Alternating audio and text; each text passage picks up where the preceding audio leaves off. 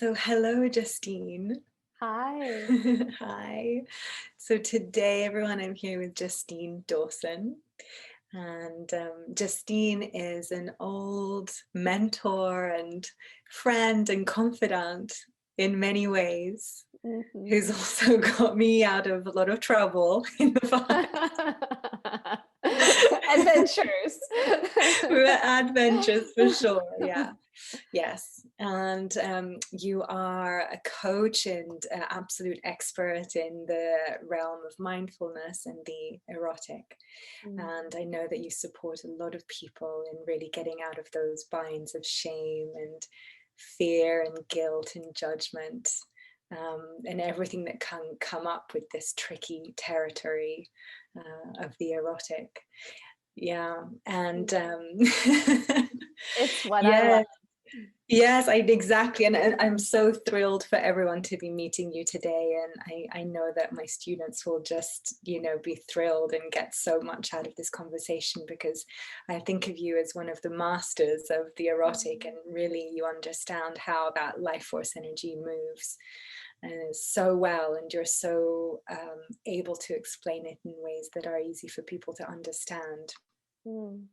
Thank And you. so, yeah, of course. And so I wanted to talk to you today about a few of the things that come up actually in the practices that Mm. we share with Love Alchemy, which is one of these forms of meditation that I share. We're essentially going to unify all those parts of us that are a bit stuck, and Mhm. we go and try and bring the fragmented parts of ourselves back together. And essentially, the way we do that is through these meditations with the fire, where we're unifying through our life force energy. So, our own life Mhm. force energy, Mhm. that of course has so many names, and Yes. Yes. depending on what framework you're looking at it in. And so some of the things that come up, of course, with working with this life force energy are like, what do we do with all this energy when it begins to, explode or Mhm. grow and Mhm. grow? And how do we handle these sometimes profoundly awakening experiences? Should we start from there? Yeah. Yeah. It's such a profound and yet human journey, right? To be touching these experiences. And I really love how you started by saying life force. There's so many different ways that we use to describe it. And maybe it's helpful to clarify from the beginning. When I say the erotic, it really is the same thing. It's that energy of aliveness that we experience through our bodies, and we can contact it most intensely and intimately through sex, but also through creation, through birth, death, uh, those moments of honest self expression, that feeling of aliveness inside of us, in sensations in our body. And it's potent, it's very powerful. And so often, we'll have big experiences where we feel it in a profound way. If you practice, Carlotta and I talked about like Kundalini, working with Kundalini. Maybe that's how you've had an experience of it, where it's felt like you've been flooded or cracked open. Or maybe you had a moment in a sexual experience where you found an intensity of energy moving through your body, or in countless other ways, Yeah. childbirth, different things like that. And one of the things that we had talked about before was, when we have really profound experiences, how do we then move, go, then take the next step, be in the next Yes. moment of our lives, and integrate this so that it's not just a moment of being cracked open, or a moment of a great vision or a deep insight, but it's something that can be integrated, and bring sustainable wisdom and power and expression into what we do every day. Yes, So, absolutely. How do we then function? uh-huh. Where the in, first of all, we have these surges of energies and sensations that perhaps we haven't been able to put a name to before. Yes, and then how do we harvest it and cultivate it, as you were Yeah. saying, to actually do wonderful things with it. Yeah, yeah. No, it's so good because with so many spiritual practices now that people have accessible, we can go in and sometimes have these experiences, and we might not even have had them through a practice, like through a formal environment, through a yoga or shamanic experience or anything like that, but it might have just been in life we had something that really gave us this big experience. And there's a couple of things that can happen, and I will speak very personally, both for myself and then also with my work with clients. For myself, having spent a lot of time doing meditation practice, sometimes weeks, sometimes months, up to 3 months at a time in silence and solitude, and working with the inner workings of my mind, the nature of mind. But then also having experiences, for example, in the erotic realm, in sexuality, through doing conscious practices of the erotic and experiencing tremendous amounts of energy in my body, deep emotion, things that maybe in my daily life felt unfamiliar, and really intense. And sometimes those experiences can both be very exciting because it's like, wow, we're touching something that is not as familiar to us. They can be scary because we're, again, that unfamiliarity, that lack of familiarity can feel like, what is happening? What is this experience? I'm not used to feeling this much or seeing this much. It can be feeling really ungrounded. uh, it can also feel quite intoxicating. Yeah. And in fact, in like the Dharma teachings and the Buddhist teachings, there's often a caution of, hey, beware, these states can be really intoxicating. Like, wow, I touched something. It's so exciting. It's so unfamiliar. I feel special. I feel Mhm. elevated, or I feel invincible. There might be many different feelings you have that way. And all of that to say is it's really good to be very aware and when they happen. So, so that we can work with them in a way that's conscious, and that we don't just either get knocked out by them, feel overwhelmed, also that they don't just fuel our kind of a conditioned identity, either in a good way, seemingly good way, like an elevating way, or in a defeating way, but that we can actually uh, learn to integrate and engage with it in a way that, like I said, is more like sustainable in our humanness while touching these experiences that feel like they come from beyond being human.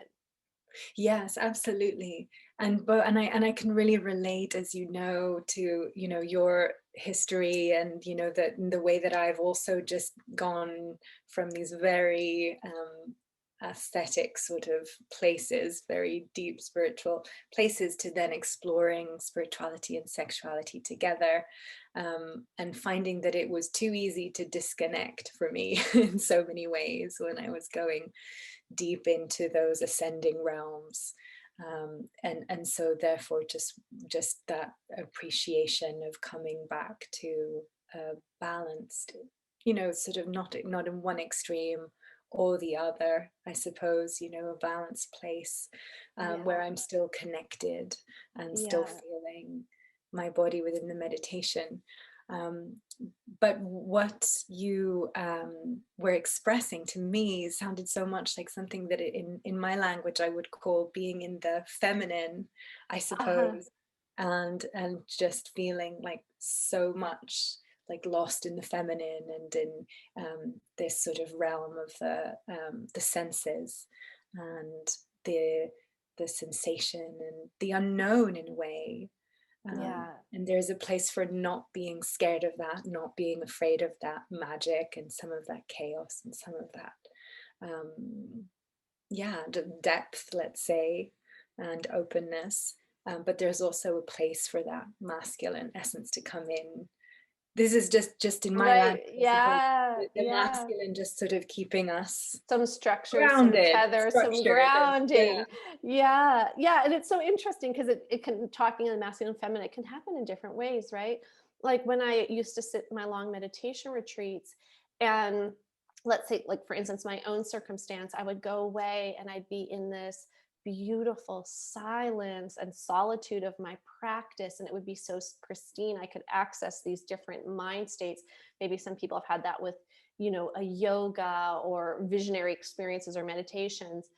And then what would happen is the retreat would end, and after months or weeks of not talking and being able to be in this kind of an altered state, a cultivated altered state, I would, it would be time to talk to people, and suddenly I would move from this feeling of this nuance of being able to notice and be attuned, and to suddenly feeling overwhelmed with anxiety and feeling so uncomfortable.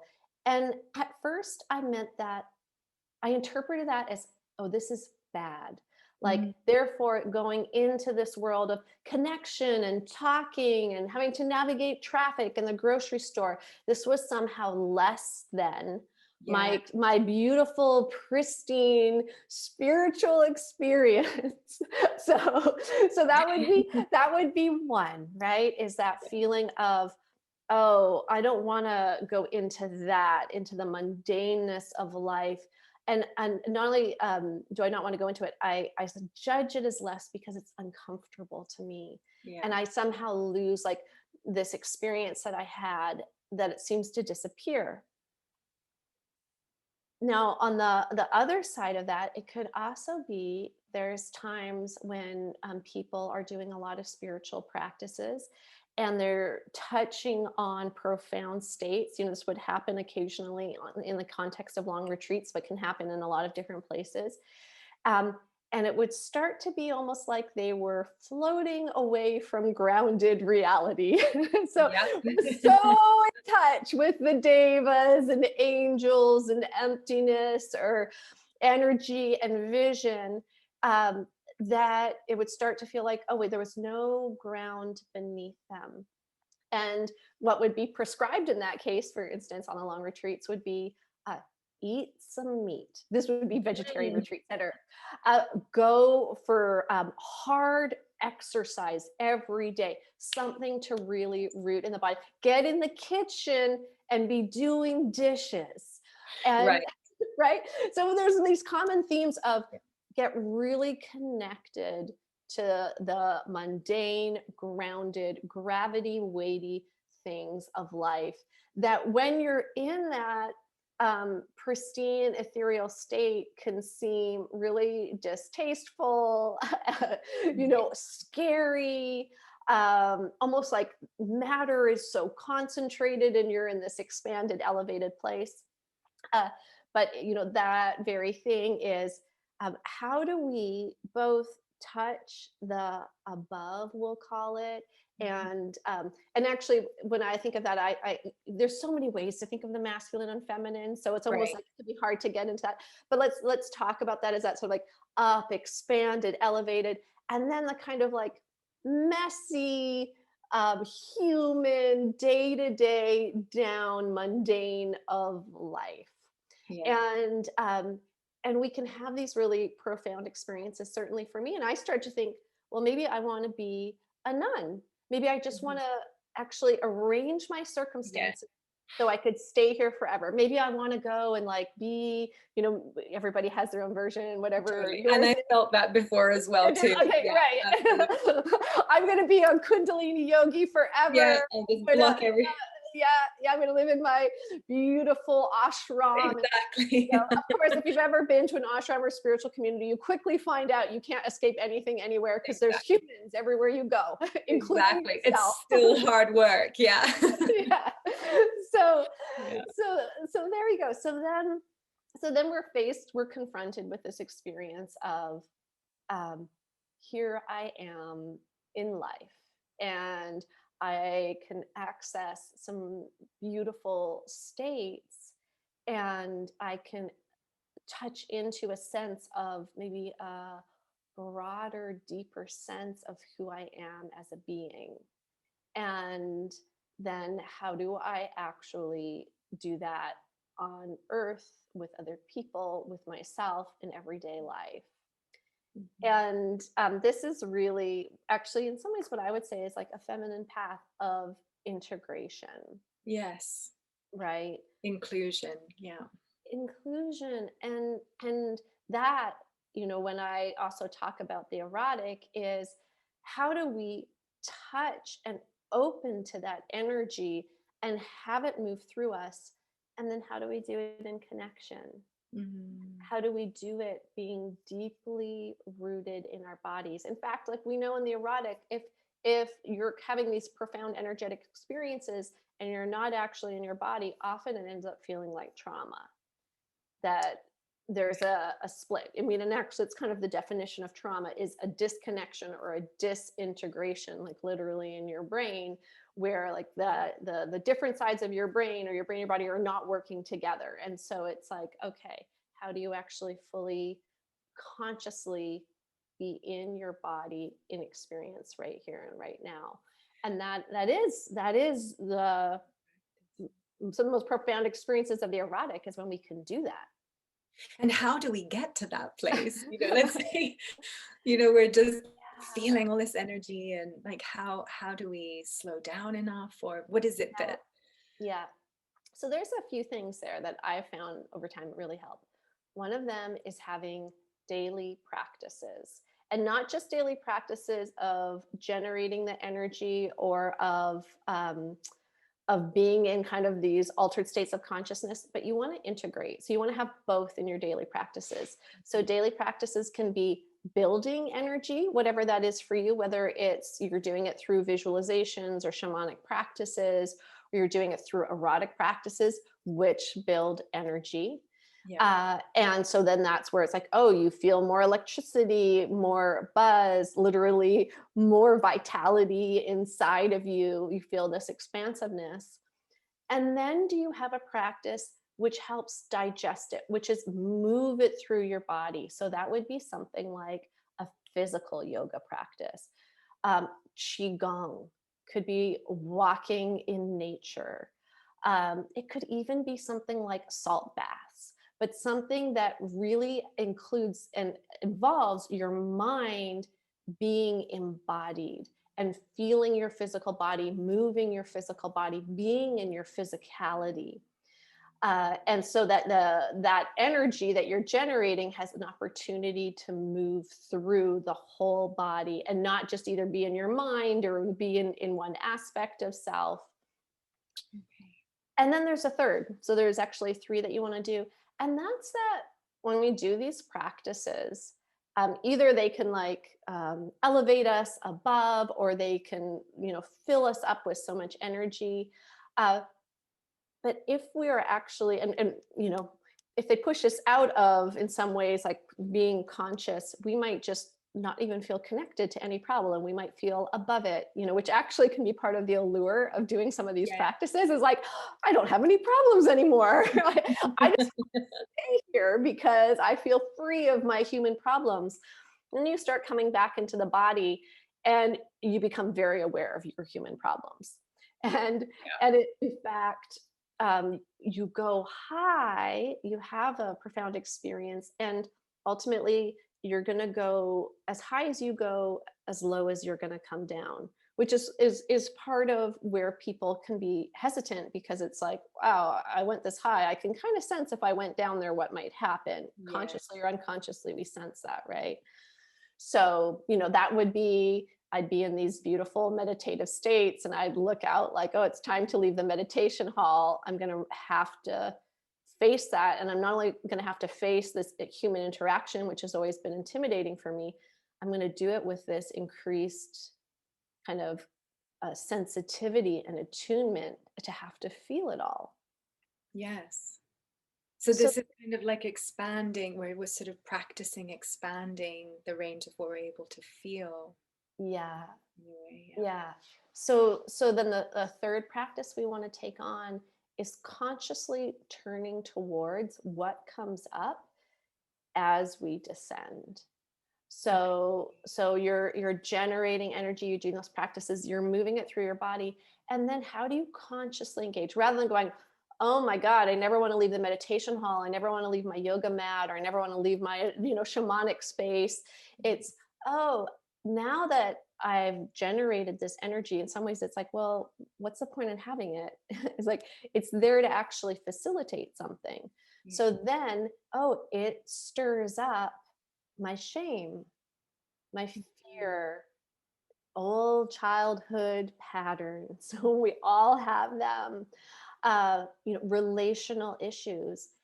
And then, as much as I have contact with the energy, it's like, can I consciously work with it? So journaling, of course, therapy, um, insight type inquiry practices. There's things like Byron Katie's The Work, or there's verbal inquiry. That's what I do a lot of with clients, is that kind of looking and inquiring and having a curiosity rather than let me maintain this elevated or this energetic circumstance forever. Mhm. Can I ride the waves? Can I go up and have them? And then can I equally be willing and curious about the down? And one thing I'd say here is, the more that you're able to go in and clear out and understand that, what we'll call the down, right? Like our own very human internal world, um, then there'll actually be more space for even more to come through us the next time we have a profound experience. That's so true. Yeah. Yeah, we have more space within us to hold it all and really just learn to be human again. Right, right. It's both and. It's like, oh, we can look at where our bias is. Like one of my main mentor for many years in Buddhism was Jack Kornfield, and he wrote a book called After the Ecstasy, the Laundry.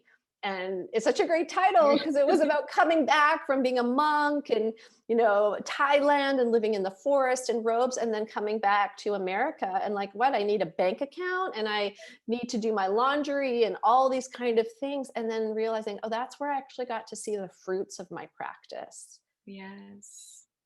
Being able to traverse anything really. Yeah. Mm-hmm. Yeah. And so, what would you say to someone when a particular piece of trauma comes up, Mm-hmm. and perhaps they get completely blocked, Yeah. um, and I've heard people say, "Oh, I've been doing so much work, but still I have intimacy issues," or Mm-hmm. still I Yeah. just, Yeah. what? Yeah. And the truth is, sometimes we think, oh, if I keep going on meditation retreats, I'll resolve my intimacy issues. Yeah, While I'm all alone, far away from everybody. no, it doesn't work. And there's really profound things that happen there, but it's like, oh, um, you work out intimacy issues in intimacy. Mhm. So, and that can include the intimacy of therapy, or the intimacy of working with a guide, the Mm. intimacy of friendships, of human, and to notice where, oh, I have intimacy issues and it's uncomfortable. Okay. I have um, I have trauma, developmental, whatever kind of trauma is coming up. So I want to go away to my spiritual practice. Like, I'll give you a great story. Uh, a teacher I know in the Zen tradition, his name's Ed Brown, and he talks about how when he was a baby, he had to be in an incubator. And like, thank God there was an incubator to like help him develop as he was a young baby. But of course, he was lying in that incubator, like looking at a wall, a ceiling, for all by himself for quite a long time, Yeah. in this, trying to keep warm. And then he said one day he was sitting in the Zendo by himself, staring at a wall, trying to keep warm, and thought, am I doing a spiritual practice, or am I just recreating my Wow. early my early sort of postnatal experience? and, and and so both and, both Yeah. um and so, did when I was going and doing like my profound meditation experiences, was I in part finding an environment where, as an introvert and shy and with some social anxiety, and like I could feel safe and wouldn't have to confront those questions. And it was, I didn't have to learn to be with people and develop my own relationship to that. And did I also have really profound experiences that served me in my life? Yes. Mhm. And so one of the things you always want to ask yourself is like, oh, what's motivating me here? And how can I then look at, like, oh, relationship, sex, Yeah. the dishes are all equally profound practices, which right? Because you're a mother now. So it's like you really get it. So true. And I still struggle with the dishes. The making food is a killer for me. But these are, yeah, I mean, I totally hear you. I mean, I was terrified when I moved from the spiritual. I mean, it's all spiritual, of course, Right. really. But Yeah. when I moved from the more traditional spiritual work to something that where I had to really engage my sexuality as well, and that was absolutely terrifying for me, and felt very unsafe. Um, and it's been sort of a journey of coming back around and back around every time, because I want to pop out, but then I come back Yeah. in. Yeah. And every time that I come back, there's always going a little bit deeper, into whatever those blockages might be. Um, but yeah, it's a process for sure. That's really it. And when we're drawn towards, let's call it a spiritual practice, like we said, it's all that. The word spiritual is even kind of funny because it all is. And so let's say we're saying, oh, I'm going to go off, I'm going to go on this retreat, I'm going to do this practice. And then somehow it feels like, oh, we're in the day-to-day of relationship or doing dishes or, going to the store, whatever we have to do. It doesn't feel like we're choosing a practice.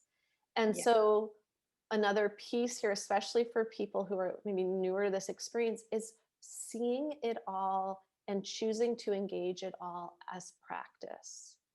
It's equal. Like, and actually, when I would do my long retreats, we would often talk about, you're sitting on your meditation cushion for 45 minutes or an hour, and then you stand up and you do walking meditation. And it's easy to think, oh, that meditation's over. Well, now I stand up and now I start my walking meditation, versus it's all one continual meditation. And eventually, over the course of the retreat, you would really cultivate that. Like, I'm sitting, oh, and then I feel the impulse to open my eyes. Now I feel the impulse to move my hand and to stand up. And now I'm standing up and staying present through the whole thing into the walking. So it's all part of it. And Yeah. ultimately, that's what we're doing. Like, wow, I feel rageful right now. I feel so triggered. I feel so anxious. I feel completely overwhelmed. Um, that's all practice too. Yes, it's all you. It's all a part of your spiritual and human experience. Yeah. And Yeah. another thing that helps me that I try and remember is how much devotion I bring to chopping the vegetables. Yeah. And how can I express my feminine essence in everything that I do? Um, and therefore, how can chopping carrots also be done through love? How can it be an extension of my love? I think that's something that can be cultivated, Mhm. especially as a mother, when you're having those days when you're just like, Right. submerged by to-do lists and things like that. Yeah. Yeah. And Yeah. that's so much, talking about motherhood. It's like, wow, well, is that not the ultimate feminine practice Mhm. of chopping the vegetables, of changing the diapers, of, tending to a crying baby in the night? And when we think of like both devotion, which in some ways also, we can also get, like, when we really get into spiritual practices, feel like everything is really an effort. Like, now I've got to mindfully chop my vegetables. And it's like, oh, just chopping vegetables, not even trying to be mindful or trying to be devotional. You already are devotional in chopping your vegetables. Like, you are in your life, like you are in your experience. And even that experience was reflecting back to you where you're at in relationship to it. And so, again, it's like we can be aware of where we want to separate life. Like, well, this is the spiritual life, and this isn't. Or and actually being like, well, it all is. Right, exactly. It's a balance. Yeah. Yeah. And so another thing we talked about was the mystical experiences. Like some of my Hmm. students end up sort of having big mystical experiences. And we talked a little bit about how you would integrate that above and below. But is it the same for mystical experiences? Just kind of the way that you relate to the coming down Yeah. bit and to the integrating back into Yeah. the world. Yeah. Yeah. And again, when we start to break down the, well, this is spiritual or this isn't, or this is mystical and this isn't, because there is something, unique. It is a different mind state when we have a really profound experience, what we would call a mystical experience. And then at the same time, it was when we can first of all see it like, oh, it's an experience. And then the next moment is an experience too. Like actually holding it in a context. Because again, when I first said at the beginning, we can get kind of drunk on certain spiritual experiences. Like, wow, I had this thing. And and it becomes about like what even saying that and I had, right? And it's like Yeah. we're concretizing into that like me and my thing that I had, and it means I'm special or I have this thing. I see. And right, so we can like A is like notice that, right? Oh, so interesting, right? And it's like Yeah. it's that's another sort of form of having it's a sort of form of spiritual materialism, right? Like turning our spiritual experiences into like something to hold on to, something that mean we're special, we're different, we're superior. Yeah. And so being aware of that, not denigrating your experiences, but also looking at how they can have us denigrate everyday life. They Mm. can have us denigrate ourselves in other situations or other people. And so a way there of looking at, oh, where is it that I hold it? Like, is that better than washing dishes? Yeah. Um, versus then when we integrate them is, and this is actually one thing I'll say for me with all of this is, how does this and how can I have this have me be of service more deeply? Mhm. And how can I be more of service to people, to life, to whatever it is? And when we can orient that way, um, it can guide us. Mm. So it takes us again from that, like me having to, you know, whatever is needed for me to actually turn it into something of service. And let's actually even say being of service is a great way to digest. You've had some Yeah. profoundest spiritual experiences. Volunteer to clean the toilets. Yes. Go out and pick up trash. And again, like before I was saying, have an embodied practice where you're really in your body. Those are two great ones. Right. And And we it can. feels really good actually once you've done It this. does.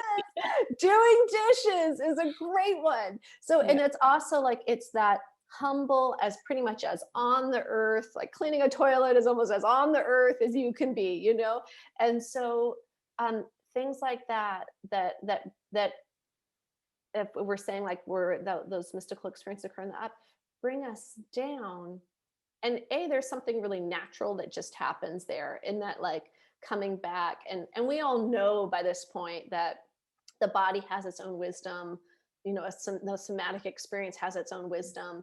And so we don't even have to like think it through and try to make something happen. Simply doing that can help digest the experiences. Yes. uh, and then also as we do it, we get reflected back like, oh, this is where, as much if I had this profound experience, this is where I feel resentful, or this is where I feel that this or that. And we get to see, oh, this is the next layer for me to work with that comes up. It acts as a mirror of where I'm at, which is really beautiful information to have. Yes, that's beautiful. Yes. And talking about that feeling dimension, just how to sort of move through all the feelings and sensations that you're having, and how to integrate them and digest them, but also how to feel them more. I mean, if some Mm-hmm. people arrive to this work and they just feel extremely numb, Yeah. and they're wondering how to even begin to stoke that fire, or begin to work with the erotic. Would you Yeah. have any tips for that? Yeah. Yeah. This is a good one. So, well, first of all, I'd say recognize what you are feeling. Because in my experience of working with people, we all feel a lot.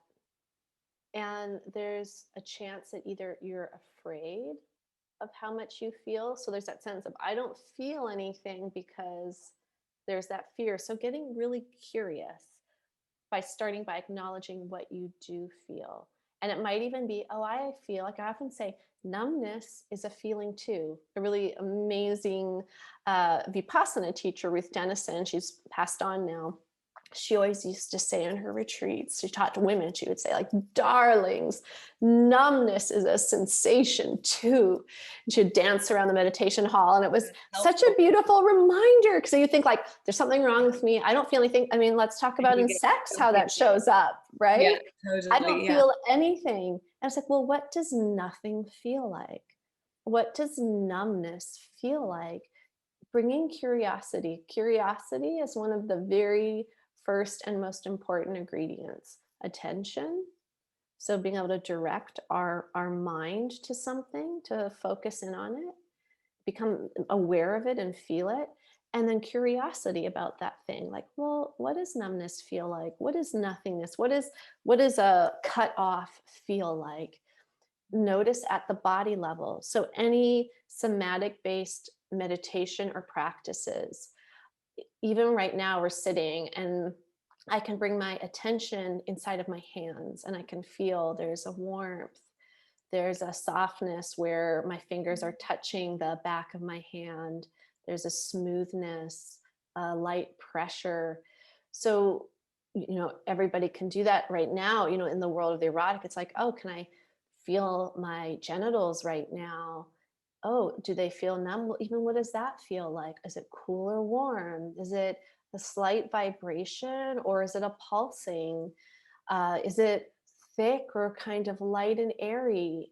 And so we can just start to notice what is, and then to build on that, and then to notice, like, oh, what comes up as we feel that? Does a fear rise up that says, oh my gosh, I don't want to go there, that's scary? Because if you have trauma, it's very likely that you have some protective mechanisms. Oh, so there's fear. Well, this is what fear of feeling feels like. That's one of my most helpful things I ever learned from meditation. This is what blank feels like. This is what despair feels like. How does despair Mm. feel in my body? Oh, this is what desire feels like. I'm really curious. How does it feel? Not needing to change it, not needing to grab onto it or push it away, but bring my awareness and have some intimacy with it. So those are really simple ways we can start to feel. And if we think like, well, I don't know how to describe the emotional flavor, it can be like, oh, heat, pressure. We can start at the Yeah. sensation level, just pure sensation. And then we might start to think like, oh, wow, there's a lot of intense pressure in my chest.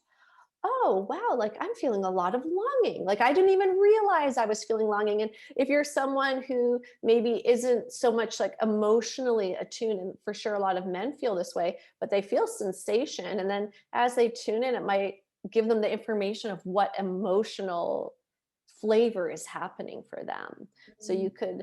you could start either way. And I mean, this is kind of also the building blocks of having the erotic access to energy, is simply by starting. It can be like touching, no goal, just simply feeling what's there, simply feeling the energy, the sensation that's there, not needing to make anything happen, but this is coming back to like where we started. It's like, oh, the life force is always there. As long as we're alive, the life force is here, very Right. subtle or very big, and we can tune into it. Yeah, that's fascinating. And I've found that definitely that's helped me a lot. The idea of dimensionalizing it, not just saying like something is good or bad, but saying this is, like feeling all the nuances of it. Hmm. And then that helps it to expand, doesn't it? Like it does help you build that muscle. So where you thought something was impossible to feel, That's right. And opens up. the one other piece I want to give people there is a willingness to feel discomfort. And again, I can tie that back even into that when I would be on long retreat and I would leave and I would feel a sensation arise in me that didn't feel pleasant. And even in Buddhism we talk about there's the feeling tones, pleasant, neutral, or unpleasant. So it would feel like an unpleasant feeling. And I would think something's wrong. I need to get rid of this.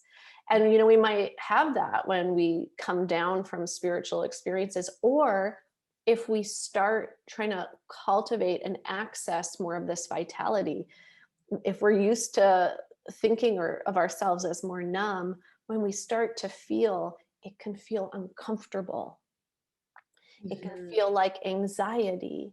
It can Wow. feel fearful. And if we take that as a stop sign, then we are kept back from ever expanding into it. Whereas if we go to the edge of our discomfort, and this is what I often talk about with students, is right range. Right range is where we can be in tension and remain conscious and curious. Like if you're able to be curious, actually, I think it was Peter Levine who said this: trauma activation and curiosity cannot coexist at the same time. So it's a good thing. Like, can I still be curious? Okay, I'm okay then. So I'm curious. It's uncomfortable. Wow, the feeling's coming up. Like, I just want to run away right now. Oh, I would really rather not feel this. I would like to be alone. Whatever it is. It's like I can be curious, but I can stay there. And then I might be able to expand that edge of moving towards the things that are uncomfortable, or expand into having more feeling. Um, I mean, Yeah. this is a practice in the erotic of how often do we shut things down because the amount of sensation and intimacy and vulnerability we feel is so great. We both long for it and we both fear it. Yes. Yes. And so leaning in. Leaning and being willing to be uncomfortable, not Mhm. expecting it all to be pleasant, like knowing all of that pleasant, unpleasant, neutral, they're all aspects of life. And then staying knowing, actually, I don't even know if I would say staying, knowing and getting to know our range. So what's my edge? And the truth is we can really only get to know our range through tipping over sometimes. So also knowing, oh, sometimes I'm going to tip over and then I come back. And and getting to know that. And that's wisdom.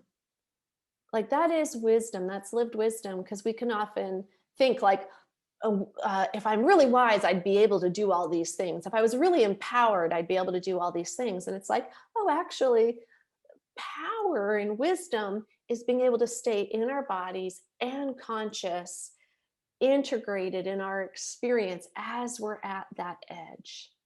Okay, yeah. So that's what we can feel for, and that willingness to be uncomfortable, to explore and to really engage our curiosity is what allows us to do that. So that we can keep expanding that edge.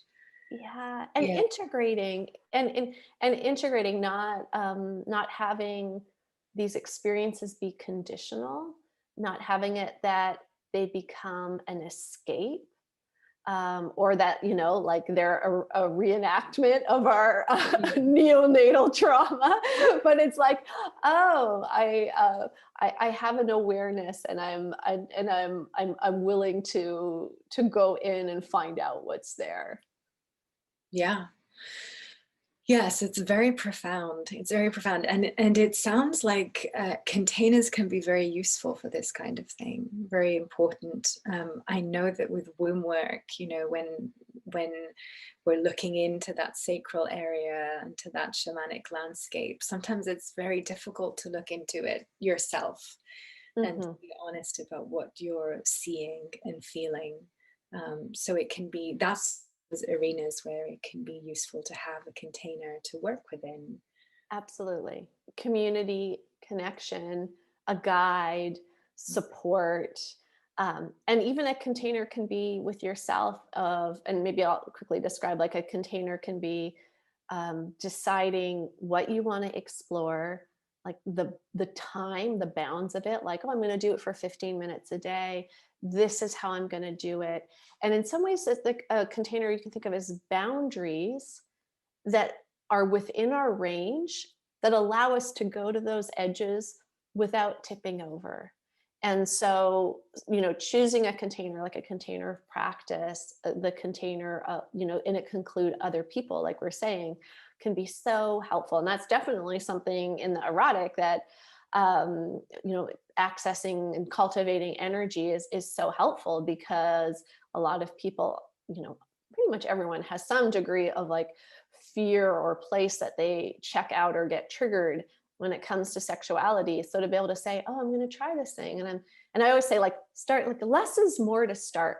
Mhm. Start with 5 minutes. I'm gonna explore this thing for 5 minutes. It's scary, but I can stay conscious with my fear for 5 minutes. Mm. I can still stay curious inside of fear for 5 minutes. And most importantly, I have desire to discover what's there. So I have volition, like desire and volition are intertwined.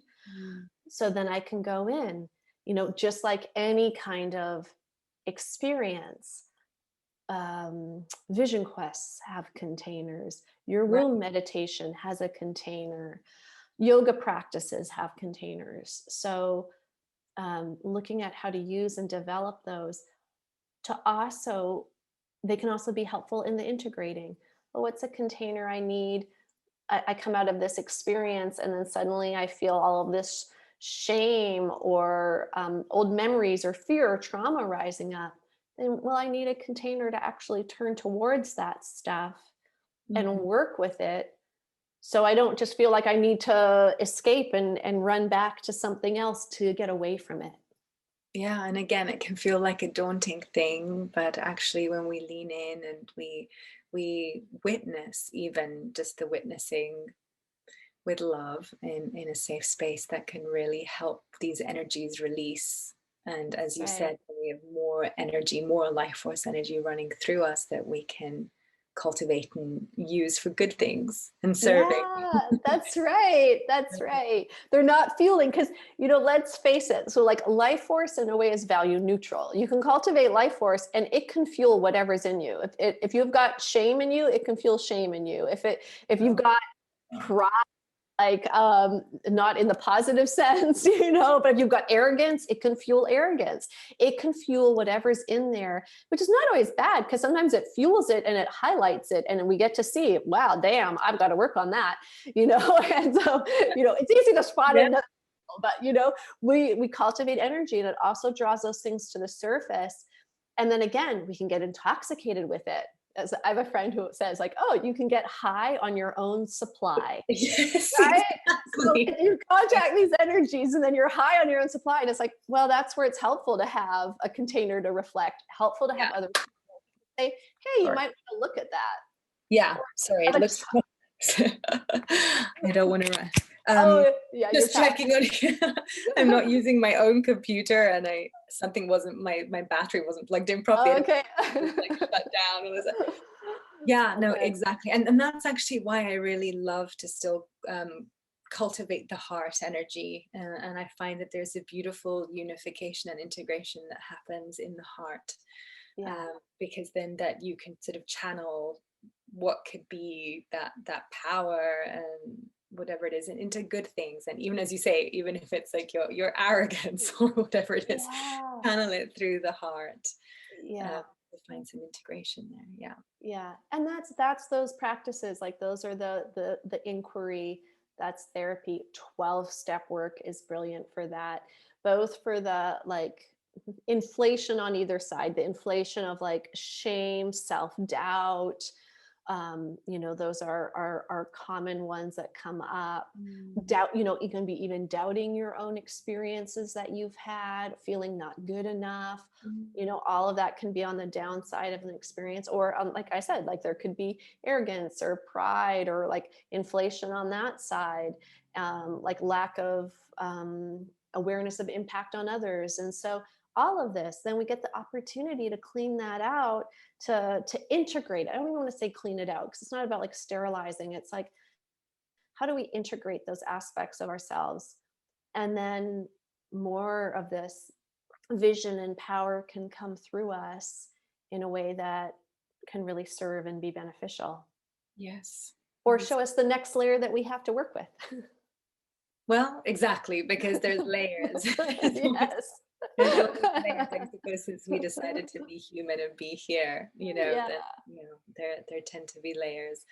And that's the beauty of it.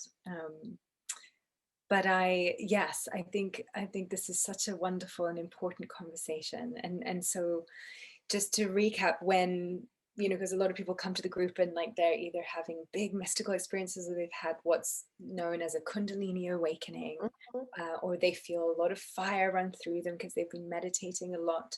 Yeah. um, if there is an urge or a feeling to go into this more erotic zone, or that it's Mm, particularly bringing up sexual shame or fear or anything mhm, like that, then, mhm. well, I suggest contacting Justine.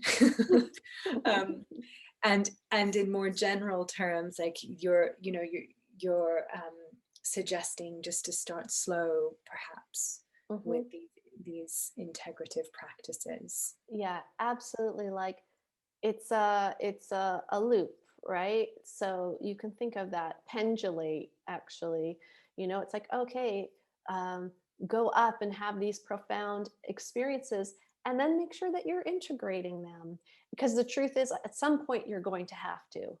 And so if you do it in digestible amounts, then you can actually integrate more easily. If you're going to go and do a week of intense practices, know you're going to need a good amount of digestion on the other side. Right. And to do that consciously, and to be aware, how much can I really take on? Because sometimes it can be, again, like I said, it's so compelling, it's so amazing to have those profound experiences, and we maybe misjudge what it's going to take on the other side, what it's going to stir up for us, how much we have to integrate it.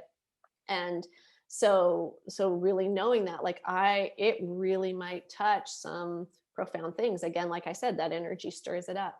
So being aware and preparing, like if you're going to be doing these intense practices, if you know you're putting yourself in an experience which is going to be profound, intense, triggering, all of it, really prepare for the integration. Know that very likely if you have a high, you're going to have a down. It doesn't mean it's bad. It's the nature, it's nature. What goes Yeah. up must come down. So prepare and have your practices ready. Really engage with them. Uh, and then vice versa, like we were saying, if you're someone who's like, wow, I don't feel as in contact with these kind of energies, like there's ways to go in and sustainably cultivate them, to do body-based practices, to add energy, like I was saying, that kind of triptych, the 3-part practice, Yes. um, to do that so that you can expand your capacity to feel and know. Yes. Continue, and continue to explore, and know that there's help there if you need it, if you need that container. Yeah. Yeah, that's right. Oh, well, that sounds wonderful. Is there anything else that you would like to touch upon before we say goodbye? Yeah, I'm just thinking, is there any question that you could imagine your students might have, like any really specific things or situations that you think people might encounter? I wonder if there's anything that would help ground the conversation. I think we've talked about some specifics, but Yeah. if there's anything else that you feel would really answer anything that they have in a specific way. Yes. Well, what comes to me is this question of renewal. There's a lot of women who come and perhaps they've just had a miscarriage or a series of miscarriages. Mm, You touched upon birth before, or they've had a very traumatic birth. They're giving birth, and now they're, remembering their own birth that perhaps was difficult. yeah. Yeah. So they're in this state where they're wanting to cultivate their life force energy, of course, because they want to get into the idea of creating again. Mm-hmm. Yeah. This, but they're hitting up against this fear that they're unable. It's sort of almost like a primal fear, this Yeah. inability to create. What if I can't complete? Uh-huh. I don't, or I don't have the right life force energy, the Yeah. right, which is essentially fertility or whatever it Right. is, or even perhaps where when they're so much wrapped up in it, even like the women who are recovering from birth, perhaps, and like how they can get step back into their sexuality with their new bodies, and Yes. Yeah. lots of layers there. Yeah.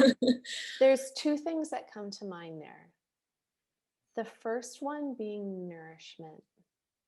And I definitely can really see for a lot of us as women, we have a huge expectation of what we want to be able to create and a pressure on ourselves to do it with very little resources.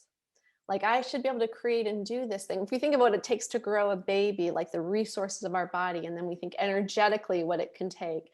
And are we resourced? Like, again, often it's like the mother that comes last, right? I'm going to look after everything. And as actually, I was just working with a client who was she's got two young children. We were talking about this exact thing yesterday, where she has, and again, especially if you're someone who does spiritual practices, you might have an idea. I should be able to handle this. I should be able to do this. And then um, are you able to receive nourishment? Are you able to ask for it? Are you setting up your life to have the nourishment that would be needed? Like, and I'm just even imagining right now, and like the work that you do, to imagine that you're receiving the nourishment so that your womb is nourishing. And a big piece of that is our rightness and our willingness to feel desire. Mhm. and and Wow. desire, right, is like so intertwined with shame, with our rightness, with our belief in our ability to receive. And and so starting with that, like, what's my relationship to my own desire, to knowing what it is, to being able to speak it, and to being able to receive it, to trusting and experiencing that other people want us to have it and that it benefits others. Mm.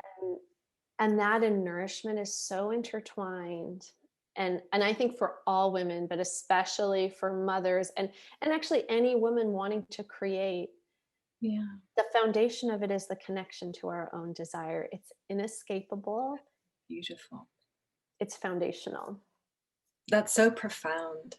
That's such a beautiful framework. That receiving and desire is almost a fertile thing, It something that brings is. back fertility Yeah. because of its nourishing nature, because of what it means to our energy, bodies, and our psyche and everything. Yeah, that's really That's right. beautiful. Yeah. Thank you so much. What a beautiful Yeah. gift. Yeah, I'm so glad. And I really look forward to hearing how this is. And of course, people can message me through you or my contact. I'm happy to chat if there's more questions, and to really be able to have it that people can really take this away and practice and expand their experiences Oh, and this their nourishment and receiving. It would be wonderful. Perhaps we can invite you to teach at inside the temple membership. Yeah, yeah, absolutely. Yes, this has been such a gift, and I'm sure that people, everyone who comes across this will gain a lot of benefit from it, and so much insight and depth. And yes, you can find Justine. I'll put all of your details down below. And yeah, so people can reach you. I know you do one-on-one coaching at the moment. That's right. Yeah, one-on-one and with couples, and also small groups. And you have your on, and at the moment they're online, so they're All accessible, over the world. really accessible for everyone around the world. Wonderful. Yeah. Well, thank you so much, Justine. It was a real pleasure catching up with you. Yeah, you too. I'm so glad we could do this, and a really beautiful conversation. So I look forward to being connected. Absolutely. Yeah. Yes, I look forward to it too. Yeah. Thank you so much. Okay. Thank you. Bye-bye. Bye bye.